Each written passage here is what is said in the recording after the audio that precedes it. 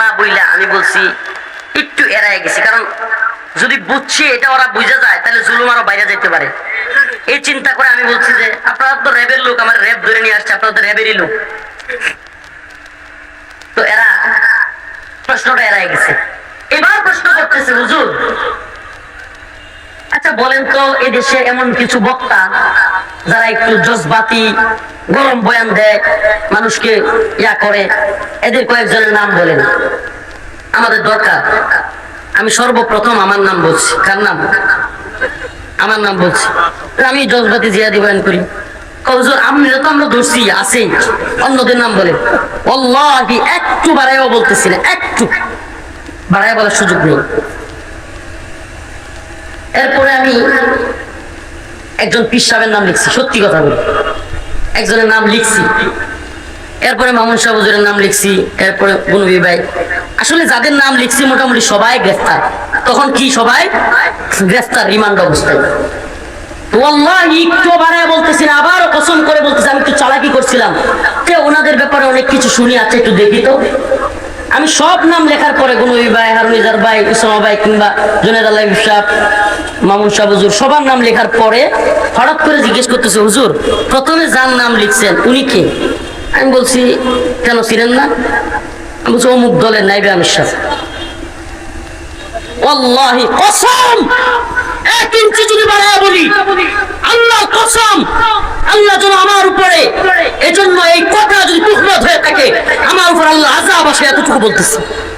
সাথে সাথে লাল কলম দিয়ে কেটে দিছে, সাথে সাথে লাল কলম দিয়ে কেটে দিছে।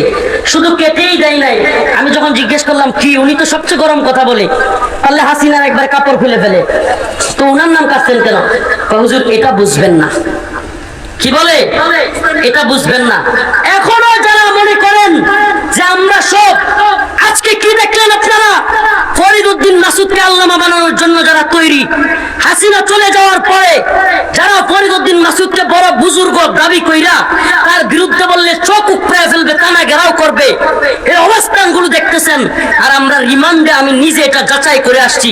এখন বলবেন হুজুর গোয়েন্দারা নিজেদের মধ্যে লাগায় দেওয়ার জন্য আপনাদের মধ্যে এগুলো করছে। আপনারা খুব বেশি বুঝেন না। সবকিছু এত আলাদিনের চেরাগ আপনারা কই পেলেন? আমরা ইনা বিনা কথা বললে গ্রেফতার হই, আমরা এদিক সেদিক করে অনেক আলেম কমেন্ট করলে গ্রেফতার হয়, আর হাসিনার কাপড় খুলে নিলেও কেউ গ্রেফতার হয় না। আপনারা আমাদেরকে বোকা বুঝান না, এত বোকা বুঝায়েন না। আজকে মুখ খুলতে বাধ্য হচ্ছি। আপনারা যদি এখনো পর্যন্ত আলেমদের বিরুদ্ধে বিশুদ্ধার আর এই নাস্তিকদের পক্ষ অবলম্বন থেকে বিরত না থাকেন, কি করতেছে এরা? কি করতেছে এরা? এই আস্তে, আপনারা যদি এখনো এই নাস্তিক প্রেমী থেকে বিরত না থাকেন, আর যদি বক্তব্যদেরকে বলবো আপনাদেরকে আমি ভালোবাসি, গালি দিলেও ভালোবাসি, আল্লাহ গালি দিলেও আপনাদেরকে ভালোবাসি, কিন্তু আপনারা বোঝার চেষ্টা করেন এই জালেমদের সহযোগী কারা ছিল, বুঝবার চেষ্টা করেন। বারবার তাদের সহযোগী হয়েও কারাগারে যেতে হয়নি কাদের। আজকে সেই জালেমদেরকেও শায়েস্তা করার সময় এসেছে। হয় পরিবর্তন হবেন, নিফাকি দূর করবেন, শাহবাগী ফরিদ উদ্দিন মাসুদের থেকে সমর্থন উঠিয়ে নেবেন, না হলে আমাদের জবান বন্ধ হবে না ইনশাআল্লাহ।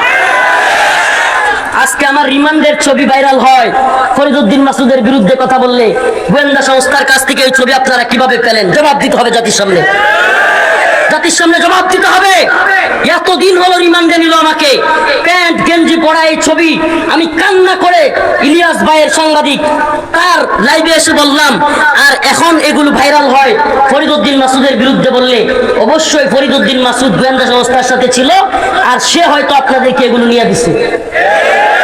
এটা একটা হইতে পারে, নাহলে আপনাদের ইলিয়াজও আছে। জাতির সামনে এটাকে ক্লিয়ার করবেন, আর না হয় আমরা যেটা দেখে আসছি রিমান্ডে আপনাদের নাম লাল কালি দিয়ে কেটে দেওয়া। আপনারা বলবেন হুজুর অন্ধভক্তি, ভাই এটা ধ্বংস হয়ে যাবেন আপনারা। অন্ধভক্তি, এত অন্ধভক্ত হয়েন না, অন্ধভক্ত হয়েন না। আমার চাইতে বেশি মোহাব্বত করেন না।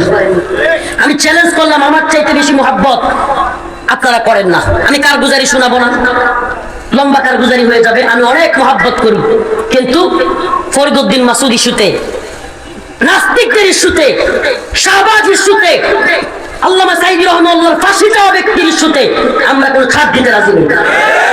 এটা একবারে কনসেপ্ট ক্লিয়ার করতে হবে। হয় শাহবাগের পক্ষে, ফরিদউদ্দিন মাসুদের পক্ষে অথবা বিপক্ষে, এই জায়গায় ক্লিয়ার হতে হবে। হয় জিহাদের পক্ষে, ইমানের পক্ষে, না হলে নাস্তিক শাসনদের পক্ষে। প্রিয় ভাই